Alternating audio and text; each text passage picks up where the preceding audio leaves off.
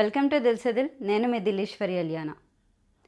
Last కొన్ని నెలలుగా అంటే కొన్ని రోజులుగా చూసుకుంటే చాలా కేసులు అనేవి ఈ ఫిల్మ్ స్టార్ల పైన, సో కాల్డ్ సెలబ్రిటీస్ పైన ఎక్కువగా, ఈ పబ్లిక్ లైఫ్లో ఎవరైతే ఉంటున్నారో వాళ్ళపైన ఎక్కువగా ఈ కేసులు అనేవి పెడుతున్నారు. సో కేసులు పెట్టేది కూడా ఎవరు అంటే వాళ్ళతో ఎవరైతే ప్రీవియస్ రిలేషన్షిప్ కానీ ఫ్రెండ్షిప్ కానీ లివిన్లో ఉన్న వాళ్ళు మాత్రమే ఈ కేసులు అనేవి పెడుతున్నారు. సో అవి ఎవరిపై పెడుతున్నారో మనందరికీ తెలిసే. ఈ మధ్య చాలా వరకు కూడా సోషల్ మీడియాస్లో, తర్వాత పెద్ద పెద్ద న్యూస్ ఛానల్స్లో అన్నిట్లో కూడా ఇవే న్యూస్లు అనేవి చాలా వైరల్ అయ్యాయి. వాళ్ళకు కూడా న్యూస్కి ఏమాత్రం ఢోకా లేకుండా చాలా నెలల తరబడి సాగదీసి ఇవే న్యూస్ని వాళ్ళు క్యాష్ చేసుకున్నారు. అయితే అందులో ఫస్ట్ది వచ్చేసి, అంటే ఫస్ట్ది కాదు, ఈ మధ్య కొంచెం పాపులర్ అయినది రాజ్ తరుణ్, మౌల్వి మరియు లావణ్య. సో వీళ్ళు ముగ్గురిది కూడా బాగా ఫేమస్ అయింది. సో లావణ్య అనే లేడీ రాజ్ తరుణ్ పైన నాతో పాటు లివిన్లో ఉన్నాడు, కానీ నన్ను మోసం చేసి వేరే అమ్మాయితో ఉంటున్నాడు అని చెప్పేసి కేసు వేసింది. సో ఈ కేసు అనేది పోలీసులు తీసుకొని విచారణకు కూడా జరిపించారు. అయితే ఇందులో అనేక ట్విస్టులు వచ్చాయి. ఒకసారి మౌల్వి తప్పని ఒకసారి, తర్వాత లావణ్య తప్పని ఒకసారి, రాజ్ తరుణ్ తప్పని ఒకసారి, అన్నీ రకరకాలుగా ఎన్నో ఆడియో కాల్స్ ఇవన్నీ కూడా చాలా వరకు రికార్డ్ అయ్యాయి. తను వెళ్ళి వాళ్ళ ఇంటి ముందు బైఠాయించి చాలా పెద్ద ఇష్యూ అయింది. సో ఇదంతా కూడా ఒక 2 months వరకు సాగి ఇప్పుడిప్పుడే తగ్గుతుంది అని అనుకునే వరకు ఈ మధ్యనే జానీ మాస్టర్, మనందరికీ తెలిసిందే, ఆయనకి నేషనల్ అవార్డు, తిరు మూవీకి కూడా నేషనల్ బెస్ట్ కొరియోగ్రఫీ అవార్డు కూడా వచ్చింది అతనికి. సో అతను జనసేన పార్టీలో మెంబర్ కూడా. సో జనసేన గురించి ఎలక్షన్స్ టైంలో ఒక పాట కూడా అతను కంపోజ్ చేయించాడు. సో అతను స్వతహాగా అతని డబ్బులతో జనసేన కోసం ఇది అయితే ఒక సాంగ్ కంపోజ్ చేయించి జనసేనలో యాక్టివ్ మెంబర్గా ఉన్నారు జానీ. అయితే ఆయన పైన ఒక అమ్మాయి, ఇప్పుడు అమ్మాయికి 21 years అయినప్పటికీ కూడా లాస్ట్ ఒక 5 years బిఫోర్ అతను నా పైన రేప్ చేశారు, అంటే నేను 16 years ఓల్డ్ ఉన్నప్పుడు ఒక ముంబై హోటల్లో నన్ను రేప్ చేశారు అని చెప్పేసి ఆ అమ్మాయి ముందుకు వచ్చి కేసు పెట్టింది. ఇప్పుడు ప్రజెంట్ కేసు పెట్టింది అనమాట. 5 years బ్యాక్, నేను అప్పుడు నా వయసు 16 years అని చెప్పేసి కేసు పెట్టింది. అయితే 16 years ఉండటం వల్ల ఆమె పెట్టిన కేసు అనేది పోక్సో కేసు అయింది.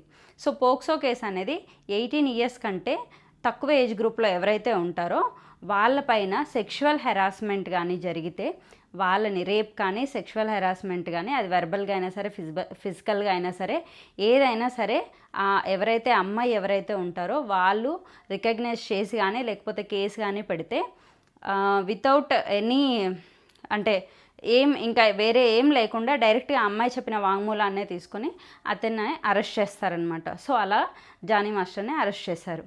అయితే ఈ అమ్మాయి జానీ మాస్టర్కి చాలా క్లోజు, అసిస్టెంట్ కొరియోగ్రాఫర్ కూడా జానీ మాస్టర్కి. సో జానీ మాస్టర్తో చాలా వరకు తను చిన్న చిన్న ఆల్బమ్ సాంగ్స్లా కూడా చేసింది. సో వాళ్ళిద్దరూ చాలా క్లోజ్గానే ఉన్నారు.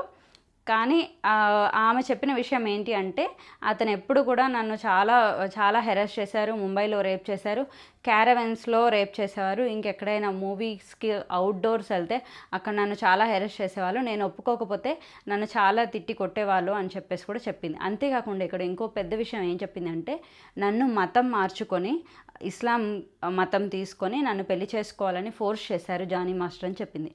అంతేకాకుండా వాళ్ళ వైఫ్ కూడా తను ఇస్లాం మతం తీసుకొని, నువ్వు ఎవరైతే అమ్మాయి ఉందో ఇస్లాం మతం తీసుకొని మా హస్బెండ్ని పెళ్లి చేసుకోవాలి అన్నట్టుగా వాళ్ళ వైఫ్ కూడా ఫోర్స్ చేసిందని చెప్పేసి ఈ అమ్మాయి కంప్లైంట్ రాశారనమాట. సో ఇది జానీ మాస్టర్ ఇష్యూ. అయితే ఈ ఇష్యూలో పోక్సో యాక్ట్ మన అందరికీ తెలిసిందే, చాలా పెద్ద యాక్ట్ ఇది. సో ఈ యాక్ట్ కింద ఏంటంటే అబ్బాయి నిరూపించుకోవాల్సి వస్తుంది, తను నిరపరాధి, ఎటువంటి నేరం చేయలేదని చెప్పేసి అబ్బాయి నిరూపించుకోవాల్సి వస్తుంది. సో ఇది చాలా కష్టం. ఒకసారి పోక్సో యాక్ట్లోకి పోక్సో కేసు కానీ అయిందంటే అందులో నుంచి బయటికి రావడం చాలా కష్టమనే చెప్పుకోవాలి. సో ప్రస్తుతానికి జానీ మాస్టర్ రిమాండ్లో ఉన్నారు. కానీ వీళ్ళిద్దరూ ఇంతకుముందు మాట్లాడినవి, డ్యాన్స్ చేసినవి అన్నీ కూడా వైరల్ అవుతున్నాయి. మేబీ ఆ అమ్మాయి ఉంది, ఒక 5 years రిలేషన్షిప్లో ఉండి తర్వాత ఆ అమ్మాయి ఏం చేసిందంటే ఏదో మనీ కోసమో లేకపోతే పడట్లేదు అని చెప్పేసి కూడా చాలామంది చెప్తున్నారు. ఎవరిదాకా ఎందుకు, జానీ మాస్టర్ వాళ్ళ వైఫే స్వయంగా చెప్పింది. సో ఇలాంటిది ఏం లేదు, పెళ్లి చేసుకునేది అదేం లేదు, జస్ట్ ఆ అమ్మాయి ఏదో ప్రాబ్లం వచ్చి ఇలాంటివన్నీ చేస్తుంది, ఏదో ఆశించి చేస్తుంది అని చెప్పేసి వాళ్ళ వైఫే చెప్పారు. ఇది ఇలా పక్కన పెడితే నెక్స్ట్ వచ్చేసి హర్ష సాయి. సో హర్ష సాయి మనందరికీ తెలుసే కదా, ఫేమస్ యూట్యూబర్ అనమాట హర్ష సాయి. హర్ష సాయి ఏంటంటే చాలా వరకు అతను అనేక సర్వ్ చేయడము, పీపుల్కి సర్వ్ చేయడము, ఇల్లులు కట్టించడము, ఎవరైతే ప్రాబ్లమ్స్లో ఉన్నారో వాళ్ళకి హెల్ప్ చేయడము, సో ఇలాంటి హెల్పింగ్ వీడియోస్ అన్నీ చేసి కూడా అతను చాలా ఫేమస్ అయ్యాడు. అంతేకాకుండా రీసెంట్గా కూడా అతని మీద చాలా ఎలిగేషన్స్ వచ్చాయి. ఏంటి అంటే అతను బెట్టింగ్ యాప్స్ ఏవైతే ఉన్నాయో వాటిని ప్రమోట్ చేస్తున్నాడు అని చెప్పేసి కూడా చాలా వరకు ఎలిగేషన్స్ అనేవి వచ్చాయి. సో బెట్టింగ్ ప్రమోషన్స్ని ప్రమోట్ చేశారని చెప్పేసి ఈ మధ్య ఆ బెట్టింగ్ యాప్స్ గురించి కూడా యూట్యూబ్లో పెద్ద యుద్ధమే జరిగిందని చెప్పుకోవచ్చు. సో ఇది హర్ష సాయి గురించి. మరి హర్ష సాయి మీద పెట్టిన కేసు ఏంటి అంటే, రీసెంట్గా మనందరికీ తెలుసు బిగ్ బాస్లో మిత్ర అనే ఒక ఎవరైతే లేడీ కంటెస్టెంట్ ఉన్నారో, బిగ్ బాస్లో ఇంతకుముందు కంటెస్టెంట్ తను హర్ష సాయి మీద కేసు పెట్టారు. సో ఈ మిత్ర శర్మ అనే అమ్మాయి కూడా ప్రతి ఒక్క ఛానల్లో కూడా ఆల్రెడీ తన పేరు తనే అని చెప్పి చూపించారు. సో ఈ మిత్ర శర్మ అనే లేడీ ఏం చేశారంటే, హర్ష సాయి నన్ను మోసం చేసి, నన్ను రేప్ చేసి 2 crores నా దగ్గర నుంచి తీసుకున్నారు అని చెప్పేసి కేసు వేశారు. హర్ష సాయి మీదే కాకుండా వాళ్ళ ఫాదర్ మీద కూడా ఇంక్లూడ్ చేశారు ఆ కేసులో. సో ఈ కేసులో ఏంటంటే ఇక్కడ ఈ అమ్మాయి నేను విక్టిమ్ అని చెప్పేసి కేసు వేశారు. అయితే హర్ష సాయి అనే వ్యక్తి అయితే అబ్స్కాండ్ అయ్యారు. ఇప్పటివరకు అయితే దొరకలేదు, పోలీసులు గాలిస్తున్నారు అని చెప్పారు. అతని పక్క లాయర్ కూడా మాట్లాడారు. సో ఇదంతా అబద్ధం అని చెప్పేసి హర్ష సాయి సైడ్ లాయర్ కూడా మాట్లాడి ఇదంతా అబద్ధం అని చెప్పారు. సో డబ్బులు ఇచ్చింది అదంతా కూడా అబద్ధం అని చెప్తున్నారు. సో అక్కడ అసలు ఏమీ లేదని చెప్పేసి ఈ మధ్య వాళ్ళ గురించి కూడా మళ్ళీ ఆడియో కాల్స్ అనేవి చాలా రికార్డ్స్ ఏవైతే రికార్డ్ చేశారో వాళ్ళ ఆడియో కాల్స్ రికార్డింగ్స్ కూడా ఇప్పుడు నెట్లో బాగా ట్రెండింగ్ అవుతున్నాయి. సో ఇందులో ఏంటంటే మిత్ర అనే ఆ లేడీయే ఇతన్ని ఫోర్స్ చేసిందని చెప్పేసి చాలామంది యూట్యూబర్స్ కూడా హర్ష సాయిని సపోర్ట్ చేస్తున్నారు. కొంతమంది సపోర్ట్ చేస్తుంటే కొంతమంది ఏంటంటే అపోజ్ చేస్తున్నారు. సేమ్ ఈ 3 కేసుల్లో కూడా జరిగింది సేమ్. కొంతమంది అబ్బాయిని సపోర్ట్ చేస్తుంటే కొంతమంది అమ్మాయిని సపోర్ట్ చేస్తున్నారు. కొంతమంది అబ్బాయి విక్టిమ్ అంటే కొంతమంది అమ్మాయే విక్టిమ్ అని అంటున్నారు. సో ఇక్కడ మనం కొంచెం ఆలోచించాల్సింది ఏంటి అంటే మనం ఫస్ట్ కొన్ని పాయింట్స్ని అయితే ఆలోచిద్దాం. అందులో ఫస్ట్ ఏంటి అంటే ఈ 3 కేసుల్లో కూడా సిమిలారిటీస్ ఉన్నాయి. 3 కూడా నన్ను రేప్ చేశారు, నన్ను మోసం చేశారు అనే కేసే ఉంది మూడిట్లో కూడా. అందులో ఒక అమ్మాయిది పోక్సో. ఓకే, పోక్సో అయినప్పటికీ 3 అయితే సేమ్ కైండ్ ఆఫ్ కేసులు అనమాట. అయితే అందులో ఫస్ట్ వచ్చేసి రాస్తరుని ఇష్యూలో కూడా అమ్మాయి అతనితో రిలేషన్షిప్లో ఉంది. రెండో దాంట్లో కూడా ఈ అమ్మాయి అతనితో వాళ్ళ డ్యాన్స్ మాస్టర్తో చాలా డ్యాన్సులు చేస్తున్నట్టు, సో అసిస్టెంట్ కాబట్టి చాలా మంచిగానే ఇంటర్వ్యూలు ఇస్తున్నట్టు అలా అంతా కూడా ఉంది. ఇంకా మూడో దాంట్లో కూడా మిత్ర అనే అమ్మాయి ఎవరైతే హర్ష సాయి ఉన్నారో హర్ష సాయితో చాలా మంచిగా మాట్లాడుతున్నట్టు, ఇంకా తనే ప్రపోజ్ చేస్తున్నట్టు ఇలాంటి ఆడియో కాల్స్ అన్నీ రికార్డ్ అవుతున్నాయి.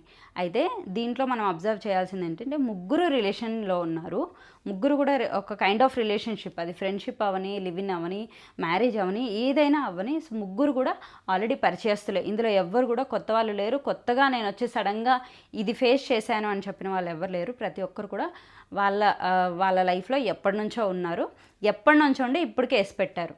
సో ఇది ఒక పాయింట్. ఓకే, మనం ఫర్ ఎగ్జాంపుల్ ఏమనుకుందామంటే వీళ్ళు ఇంతకు ముందు భయపడ్డారు, ఇప్పుడే వాళ్ళకి ధైర్యం వచ్చింది, ఇప్పుడే కేసు పెట్టారు అనుకుందాం. సో కానీ ఒకరు పెట్టగా వాళ్ళని చూసి ఇంకొకరు ఇలా అంతా పెడుతున్నారు. ఇది అంటే వాళ్ళు పబ్లిక్గా ఇంకా ఎక్కువ ఫేమస్ అవ్వాలని పెడుతున్నారా, లేకపోతే డబ్బులు ఆశించి పెడుతున్నారా, లేకపోతే నిజంగానే వాళ్ళు విక్టిమ్సా అనేది ఇది ఒక ప్రశ్న. ఎవరికి తెలీదు. అది విక్టిమ్కి, తర్వాత ఎవరి మీద అయితే కేసు నడుస్తుందో వాళ్ళిద్దరికి మాత్రమే తెలిసిన విషయం ఇది. సో మన ఎవ్వరికీ తెలియదు. ఎవరైతే పోలీసులు ఉంటారో వాళ్ళు తర్వాత ఇన్వెస్టిగేషన్ చేసిన తర్వాతనే మనకు నిజాలు అనేవి తెలుస్తాయి. సో ఇదంతా ఒక సినారియో.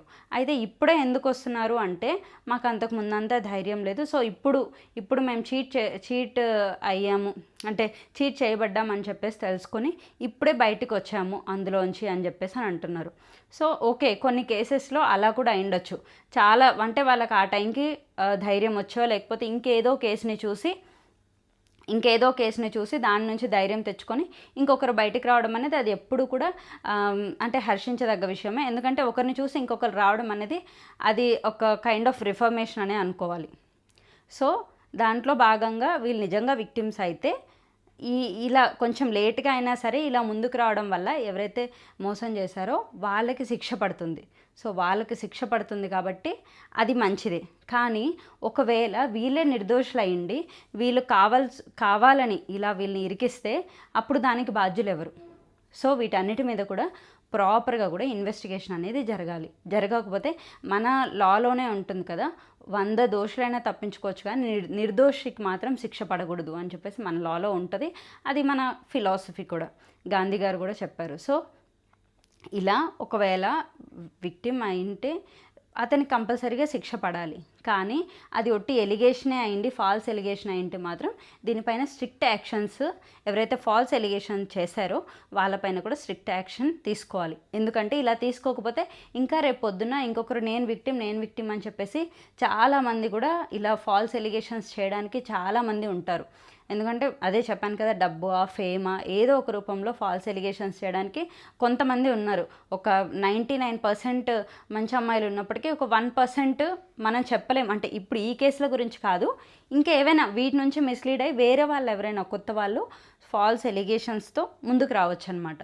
సో అందుకని చెప్పేసి ఇక్కడే మనం స్ట్రింజెంట్ యాక్షన్స్ అనేవి తీసుకుంటే ఎక్కడ కూడా మనకి ఫాల్స్ ఎలిగేషన్స్ పెట్టి కేసులు పెట్టడం అనేది జరగదు. ఎందుకంటే ఇలా జరిగితే ఎవరైతే నిజంగా అమ్మాయిలు సఫర్ అయ్యి ఉంటారో, నిజంగా బాధితులు అయ్యి ఉంటారో వాళ్ళు ఒకవేళ నిజంగా రేపు పొద్దున ముందుకొచ్చి మాకు ఇలా జరిగింది అని చెప్పినా సరే పట్టించుకోకపోయే అవకాశం అనేది ఉంటుంది. ఇలాంటి ఫాల్స్ కేసెస్ వల్ల వాళ్ళకి న్యాయం జరగకపోయే అవకాశం ఉంటుంది. కాబట్టి సో వీటిపైన స్ట్రింజెంట్ యాక్షన్స్ అనేవి తీసుకొని ఎవరు బాధితులు ఎవరు కాదు అనేది తేల్చాల్సింది పోలీసులే. సో అప్పటిదాకా కూడా 2 వర్గాలుగా చీలి వీళ్ళు కరెక్ట్ వీరు రాంగ్ అని చెప్పేసి మనం ఎవరం డిసైడ్ చేయడానికి లేదు. వేరే వాళ్ళ లైఫ్లో మనం డిసైడ్ చేసే ఆ అర్హత కూడా మనకు ఉండదు. సో ఇది ఈరోజు topic. Thank you so much.